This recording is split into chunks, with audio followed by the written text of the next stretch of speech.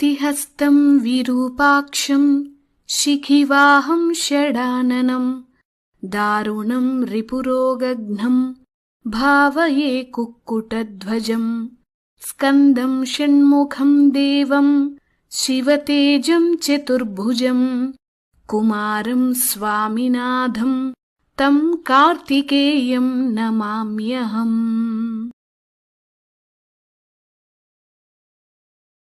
शक्तिहस्तं विरूपाक्षं शिखिवाहं षडाननं दारुणं रिपुरोगघ्नं भावये कुक्कुटध्वजं स्कन्दं षण्मुखं देवं शिवतेजं चतुर्भुजं कुमारं स्वामिनाथं तं कार्तिकेयं नमाम्यहम्।